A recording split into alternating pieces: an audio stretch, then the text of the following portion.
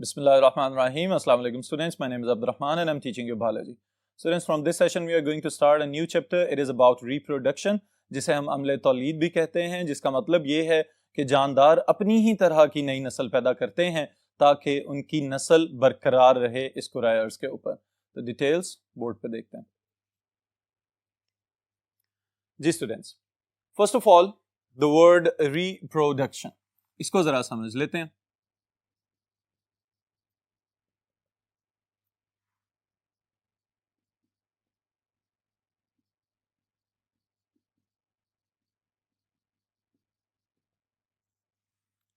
जी students, अब जरा गौर कीजिए इस लफ्ज के ऊपर। तो बुनियादी तौर पे ये क्या है? प्रोडक्शन का दोहराए जाना। ऑलराइट, इसका मतलब ये है कि पहले ही कोई जानदार जो पैदा होके आ चुके हुए हैं, जब वो दोबारा से नए जानदार पैदा करने की कोशिश करेंगे तो इस अमल को हम कहेंगे this is reproduction. Alright, so this is reproduction. अब इस रिप्रोडक्शन के ऊपर स्टूडेंट्स अगर हम रोशनी डालें तो हमें पता चलता है कि the first thing that we need for this reproduction is parents. किसी भी तरह के ऑर्गेनिजम्स की हम बात कर रहे हैं including humans, there should be a previous generation. कोई एक पिछली नस्ल मौजूद होगी और फिर उसके बाद अगली नस्ल को पैदा किया जाएगा, तो इस अमल को हम कहेंगे रिप्रोडक्शन। अब यहां पे एक तो हम अपना कंसेप्ट दुरुस्त कर लें स्टूडेंट्स। वो किस तरह से कि अगर हम गौर करते हैं रिप्रोडक्शन के ऊपर तो हमें पता चलता है कि the plants are reproducing, bacteria are reproducing, fungi are reproducing, algae are reproducing, even the humans are reproducing. तो बुनियादी तौर पे जो एक अमल है एवोल्यूशन का, जो एक अमल है नेचुरल सिलेक्शन का, उसमें सेक्सुअल रिकॉम्बिनेशन और एसेक्सुअल रिप्रोडक्शन के जरिए जानदार बेतहाशा ऑफस्प्रिंग्स पैदा कर रहे हैं। और इन ऑफस्प्रिंग्स के पैदा करने की बुनियादी तौर पे वजह क्या है? कि अपनी नस्ल की बका। Alright students, every living organism has a natural tendency to produce new offsprings और द प्रोजेनी, ताकि उसकी नस्ल जो है वो बरकरार रह सके। ऑलराइट, तो इस लिहाज से all the parents produce new individuals that are known as offsprings. इसका मतलब ये हुआ कि पेरेंट्स ऑफस्प्रिंग्स पैदा करेंगे, तो इस अमल को हम क्या कहेंगे? Reproduction.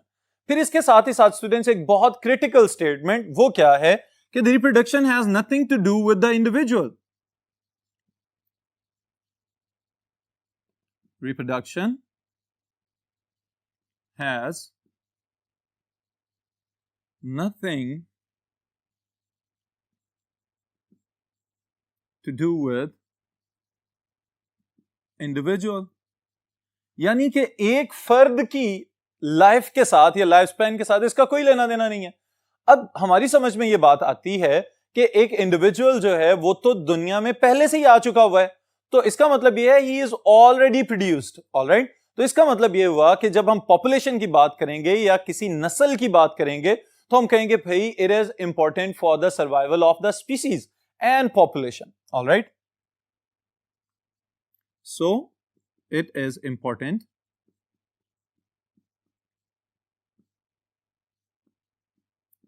For survival of species and population। Alright students, अब बुनियादी कंसेप्ट तो ये है रिप्रोडक्शन का। फिर इसके साथ ही साथ जब हम ऑल ओवर द 5 किंगडम्स नजर दौड़ाते हैं तो हमें पता चलता है कि कुछ ऑर्गेनिजम्स जो हैं वो तो एक ही सिंगल सेल से फर्दर डॉटर सेल्स में कन्वर्ट हो जाते हैं, और फिर वो डॉटर सेल्स फिर मैच्योर होते हैं, बड़े होते हैं, और फिर उसके बाद रिप्रोड्यूस कर जाते हैं, और इसी तरह से वो कई मिलियंस की तादाद तक पहुंच जाते हैं। इसका मतलब ये हुआ कि यहां पे एक टाइप ऑफ रिप्रोडक्शन ऐसी है कि जहां पे सिर्फ एक ही पेरेंट से काम चल सकता है, तो that type of reproduction is known as asexual type of reproduction। So we are going to differentiate the process of reproduction into two types: asexual reproduction and sexual reproduction। So in this type of reproduction, only one parent is involved। फिर अगर मजीद detail लिखना चाहें, repeatedly same copies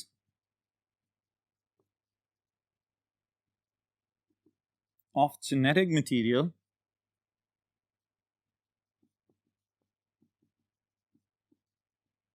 are replicated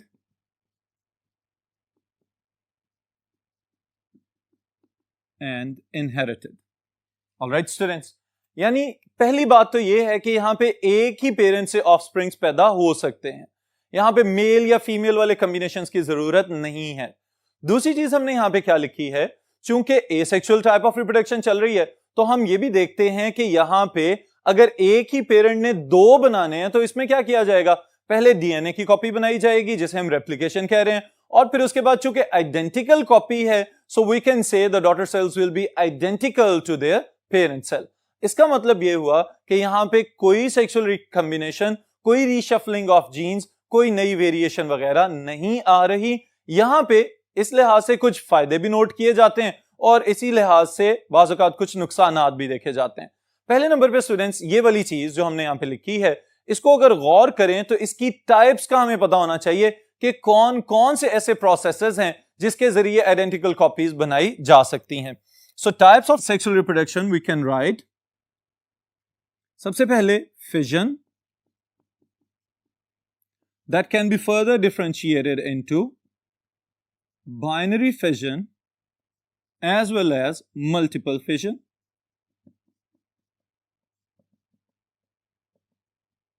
All right. अब fission लफ्जी मतलब क्या है, टूट जाना, स्प्लिटिंग अप। अब यहां पे स्टूडेंट्स ये बात याद रखिएगा कि बगैर किसी सेक्सुअल रिकॉम्बिनेशन के कोई एक पेरेंट मौजूद है, कोई एक सेल भी हो सकता है, अगर तो ये दो में डिवाइड हो जाए तो हम कहेंगे this is binary fission. Alright. और बाज़ औक़ात ऐसा देखा गया है बहुत सारी बैक्टीरिया की एग्जाम के अंदर कि वो अपने बाहर एक सिस्ट बना लेते हैं ताकि एनवायरमेंटल कंडीशंस अगर फेवरेबल नहीं भी हैं तो उसका न्यूक्लियर मटेरियल अंदर ही अंदर रेप्लिकेट करता चला जाता है और बहुत ज्यादा ग्रुप ऑफ सेल्स पैदा हो जाते हैं उसके अंदर। अब जब ग्रुप ऑफ सेल्स पैदा होगा तो इसका मतलब यह है कि the genetic material has replicated within the same parental cell many times. अगर एक ही कोई न्यूक्लिएटेड सेल की मिसाल ले लें तो हम यूं कहेंगे कि एक ही साइटोप्लाज्मिक कंटेंट के अंदर न्यूक्लियाई बार बार रेप्लिकेट करते चले गए और एक ग्रुप ऑफ सेल्स बन गया, तो इस अमल को हम कहेंगे दिस इज मल्टीपल फिजन, यानी एक से ज्यादा मर्तबा पेरेंटल सेल का बहुत सारे छोटे छोटे हिस्सों में टूट जाना। Alright students, then we know about sporulation, also known as spore formation. Sporulation का भी आपको याद होना चाहिए, फंजाई की बहुत सारी टाइप्स में हम स्पेसिफिक नाम भी पढ़ के आ चुके हुए हैं, लाइक जाइगोस्पोर्स, बेसिडियोस्पोर्स, एस्कोस्पोर्स। तो इसका मतलब यह हुआ कि हर एक स्पेसिफिक ग्रुप ऑफ फंगस के साथ स्पेसिफिक टाइप ऑफ स्पोर्स बनते हैं। तो स्पोर्स बुनियादी तौर पे क्या हैं कि वो resistant structures that have the ability to reproduce a new generation on achieving या on reaching the favourable conditions. जैसे ही इनको दोबारा से मौजूद किस्म के हालात नजर आते हैं, ये वहां पे जर्मिनेट करते हैं और फिर हाइफे वगैरह ग्रो करवा देते हैं। So these types of spore formation is asexual method of reproduction. फिर इसके बाद students, next we are going to write about budding.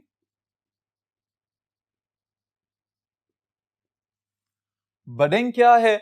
अब ये भी आपको पता होना चाहिए कि बहुत सारे इंडिविजुअल्स के अंदर, खास तौर पे लोअर ऑर्गेनिजम्स की अगर हम बात करें, लाइक स्पॉन्जेस, लाइक सिलिंट्रेट्स में हाइड्रा की बहुत अच्छी मिसाल है, और अगर फंजाई की मिसाल लेना चाहें तो यीस्ट बहुत अच्छी मिसाल है यहाँ पे, कि इनके ऊपर छोटे छोटे आउटग्रोथ्स बनते हैं और उन आउटग्रोथ्स के अंदर जेनेटिक मटेरियल को आइसोलेट कर दिया जाता है, which have the ability to regenerate और regrow into a separate individual.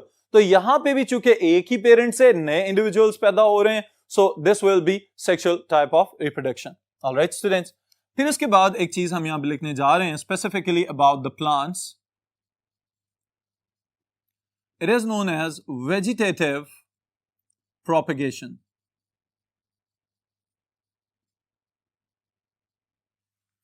Ji students, vegetative propagation, उसके नाम से ही आपको अंदाजा हो रहा है कि अगर हम वेजिटेटिव पार्ट्स की बात करें तो we are not concerned about the reproductive parts of the plant. तो इसका मतलब यह हुआ कि कोई भी पौधा या plant like structure, we can include alga also, अगर वो सेक्सुअल रिप्रोडक्शन के अलावा बॉडी के किसी भी पार्ट से कोई टिश्यू सेपरेट हो जाने पे, कोई बड अलहदा कर दिए जाने पे, या किसी भी हिस्से के टूट जाने से अगर नया इंडिविजुअल पैदा कर सकते हैं, तो इस तरह की रिप्रोडक्शन को हम कहेंगे this is vegetative propagation. Alright, जिसकी मिसाल अगर आप लोगों को याद हो तो हेपेरिकॉप्सिरा में हम पढ़ के आ चुके हुए हैं, गेमा कप्स वगैरह बन जाने वाला जो काम है, it is a good example of the vegetative propagation. फिर इसी तरह ये जो ट्यूबर्स वगैरह हैं, आलू, इनके ऊपर जो बर्ड्स बन जाते हैं, उस बडिंग के अमल के बाद अगर बर्ड को सेपरेट कर दिया जाए और एक ही आलू के ऊपर मौजूद बहुत सारे बर्ड्स को भी छोटे छोटे फ्रेगमेंट्स की फॉर्म में सेपरेट कर दिया जाता है, तो इसको भी हम कहेंगे this is also vegetative propagation. Alright students, फिर इसके बाद जो नेक्स्ट चीज हम शामिल कर सकते हैं यहां पे, इट इज पार्थिनोजेनेसिस। और पार्थिनोजेनेसिस की तरह का दूसरा process that is known as apomixis. जी स्टूडेंट्स, अब पार्थिनोजेनेसिस और एपोमिक्सिस ये क्या है? बुनियादी तौर पे प्लांट्स के अंदर अगर विदाउट फर्टिलाइजेशन फ्रूट्स ग्रो करना शुरू हो जाएं या फ्रूट्स डेवलप होना शुरू हो जाएं, तो इस अमल को हम कहते हैं दिस इज पार्थिनोजेनेसिस। ऑलराइट, इसकी डिटेल्स इंशाल्लाह ताला आने वाले सेशंस में देखेंगे, लेकिन ये बात जरूर याद रखिएगा कि पार्थिनोजेनेसिस और apomixis they are the development of the new fruit without fertilization. इसका मतलब क्या है? यहां पे कोई कॉम्बिनेशन ऑफ गमीट्स या फर्टिलाइजेशन का अमल नहीं हो रहा, लेकिन फिर भी फल पैदा हो रहा है। So this type of reproduction will be referred to as the asexual type of reproduction. फिर उसके बाद स्टूडेंट्स, नई टेक्नोलॉजी के साथ साथ जो इंसान ने एसेक्सुअल मेथड्स इंट्रोड्यूस करवाए, उसमें एक मेथड है tissue culture technique. Alright, and the other one is known as cloning. अब ये भी समझने से ताल्लुक रखती है चीज कि पहले वाला जो मेथड हम यहां पे डिस्कस कर रहे हैं, this is tissue culture technique. अब टिश्यू कल्चर में स्टूडेंट्स आपको अंदाजा हो रहा होगा लफ्ज को देखते हुए कि tissues, so it is a group of cells. फिर कल्चर करना यानी उनको आर्टिफिशियल मीडियम के ऊपर लैब के अंदर ग्रो करवा देना इनटू न्यू इंडिविजुअल्स। तो ये वाली चीज जो है, ये पहले प्लांट्स में सबसे पहले सक्सेसफुली पॉसिबल बनाया गया इस अमल को, और फिर उसके बाद इसको फर्दर कोशिश की जा रही है कि एनिमल्स के अंदर भी ऑर्गेनॉइड्स वगैरह बनाने के लिए इस्तेमाल किया जा सके, but the experiments are still going on. अब यहां पे आप जो चीज याद रखेंगे स्टूडेंट्स, वो क्या है? Again it can be added into the vegetative propagation, कि अगर हम किसी एक बर्ड में से मेरिस्टेमेटिक सेल्स का एक क्लस्टर ले लें और फिर उसको कल्चर करके उसे एक पूरा नया इंडिविजुअल बना दें, तो इसको हम कहेंगे कि this is tissue culture technique. Specially plants के लिहाज से जब हम ये बात करते हैं तो हमारे ज़हन में ये बात आती है, they have a potential that a single cell can even grow into a new individual. तो इसको हम कहते हैं this is totipotency. So the cells, the vegetative cells of the plants, they are totipotent. इसका मतलब क्या हुआ कि हर एक सेल मुकम्मल नए प्लांट में, मुकम्मल नए इंडिविजुअल में ग्रो कर सकता है। Alright, then is the ultimate thing, it is cloning students. अब क्लोनिंग बुनियादी तौर पे आगाज तो इसका भी प्लांट से किया गया कि प्लांट्स के क्लोन्स बना लिए गए सेम जेनेटिक मटेरियल के रेप्लिकास बना के, ताकि ज्यादा से ज्यादा पैदावार ली जा सके और इंसान की बढ़ती हुई आबादी को कंट्रोल करने के लिए या उसकी खुराक की जरूरियात को पूरा करने के लिए नई से नई फसलों के ऊपर काम किया गया, ताकि इनके क्लोन्स बनाए और जीन्स से लेके पूरे पूरे ऑर्गेनिजम्स को जब हम क्लोन करना शुरू करते हैं तो इन खुराक की जरूरियात को भी पूरा कर सकें। फिर आहिस्ता आहिस्ता यही आइडिया एनिमल्स की जानिब आ गया, और आप लोगों को याद होना चाहिए कि Dolly was the first ever sheep that was successfully cloned.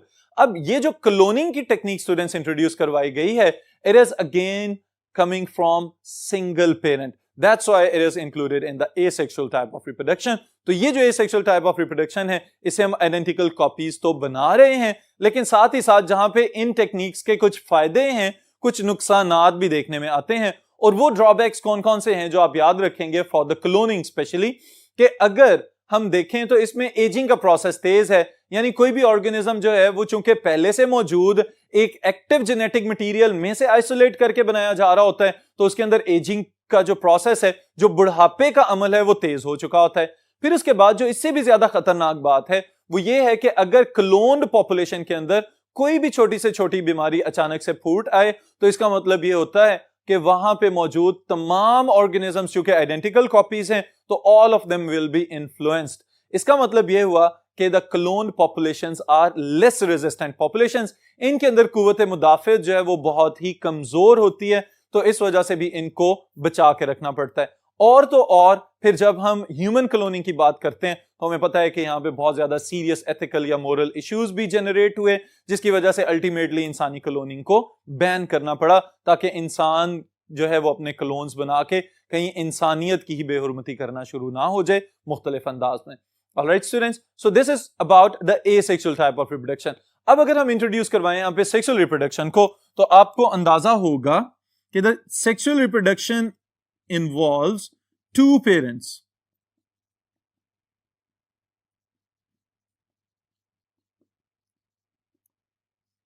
Alright students, पहला पॉइंट हम क्या लिखेंगे? It involves two parents. फिर उसके बाद जो दूसरी चीज, that is gametogenesis. Alright students, पहले नंबर पे तो ये बात याद रखेंगे हम यहां पे कि सेक्सुअल रिप्रोडक्शन में पेरेंट्स जो हैं वो डिप्लॉयड हो या हैप्लॉयड हो, उनको गेमीट्स बनाने पड़ेंगे। तो गेमीट्स बनाने का जो अमल है इसको हम कह रहे हैं यहाँ पे गेमेटोजेनेसिस। अब गेमीट्स बुनियादी तौर पे हैं क्या? जिनको हम germ line cells, germ cells या एग और स्पर्म या ओवा और स्पर्म के नाम से जानते हैं। अब बुनियादी तौर पे ये क्या है कि किसी भी एक लेट्स से डिप्लॉयड ऑर्गेनिज्म की अगर हम बात कर रहे हैं तो उसके अंदर स्पेसिफिक गोनेड्स अल्लाह ताला ने दिए हुए हैं। उन गोनेड्स के अंदर by the process of meiosis पहले गेमीट्स बनाए जाएंगे और वो गेमीट्स फिर जाके फर्टिलाइजेशन के अमल से कंबाइन होंगे एंड द जेनेटिक मटेरियल और the number of chromosomes will be restored. Alright, ये बात बड़ी अहम है यहां पे स्टूडेंट्स, क्योंकि एसेक्सुअल रिप्रोडक्शन के अंदर जो हमें एक हिस्सा नजर आ रहा था कि रैपिड प्रोपेगेशन तो है, एकदम बहुत तेजी से आबादी फैल सकती है, लेकिन वहां पे खतरा भी यही है कि जो आबादी आइडेंटिकल जेनेटिक मेकअप पे मुश्तमिल है उसको आप किसी भी एक छोटे से सिमिलर फैक्टर के साथ कंट्रोल भी कर सकते हैं या मुकम्मल तौर पे खत्म भी कर सकते हैं। लेकिन सेक्सुअल रिप्रोडक्शन के अंदर हमें क्या नजर आता है? We have a further addition, और वो क्या है? Reshuffling of genes take place. Alright, जिसको हम आसान अल्फाज में क्या कहते हैं? Genetic recombination. Alright, then we can write if gametes are haploid,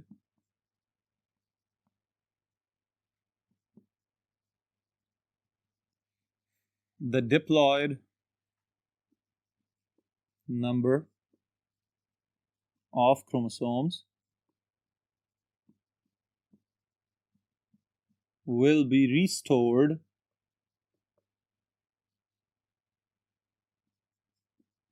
upon fertilization. Alright students, चूंकि रीशफलिंग हो रही है या रिकम्बिनेशन होता हुआ नजर आ रहा है हमें, तो हम यहां पे भी कह सकते हैं resistant genes prevail. Alright students, अब ये सारे पॉइंट्स आप समझ लीजिए। जब हम सेक्सुअल रिप्रोडक्शन की बात कर रहे हैं तो इसका मतलब ये हुआ कि ये वो वाली टाइप की रिप्रोडक्शन है जहां पे दो पेरेंट्स चाहिए। अगर पेरेंट्स डिप्लॉयड हैं तो इसका मतलब है उनके अंदर हैप्लॉयड गेमीट्स बनाने हैं, तो मियोसिस का अमल होगा, और मियोसिस के अमल के अंदर हमेशा पहले ही हिस्से के अंदर in the prophase 1 crossing over takes place. उस क्रॉसिंग ओवर के दौरान जो जीन्स या क्रोमोसोम्स के फ्रेगमेंट्स जो हैं वो आपस में एक्सचेंज कर लिए जाते हैं। तो यहां पे इस चीज की प्रोबेबिलिटी बढ़ जाती है कि जो टफ या रेजिस्टेंट या फिटेस्ट किस्म के जीन्स होंगे उनको तो एक्सेप्ट कर लिया जाएगा, और अगर खुदा ना खास्ता कोई डेलेटेरियस या वीक किस्म के जीन्स हैं तो usually they do not inherit. तो ये वाली चीज सेक्सुअल रिप्रोडक्शन को ज्यादा स्ट्रेंथन अप करती है कि यहां पे रीशफलिंग रिकम्बिनेशन की वजह से ज्यादा रेजिस्टेंट किस्म के ट्रेड्स, ज्यादा रेजिस्टेंट किस्म के जीन्स इनहेरिट होते हैं। ऑलराइट स्टूडेंट्स, तो इन द अपकमिंग लेक्चर्स इंशाल्लाह ताला हम देखेंगे कि फर्दर ह्यूमंस के अंदर जो रिप्रोडक्टिव सिस्टम्स हैं, प्लांट्स के अंदर जो रिप्रोडक्टिव सिस्टम्स हैं, किस किस तरह से ये अपने अपने एनवायरनमेंट के लिहाज से अडेप्ट कर चुके हुए हैं। अभी के लिए इतना ही, फिर इंशाल्लाह नेक्स्ट सेशन में नेक्स्ट टॉपिक के साथ मुलाकात होगी।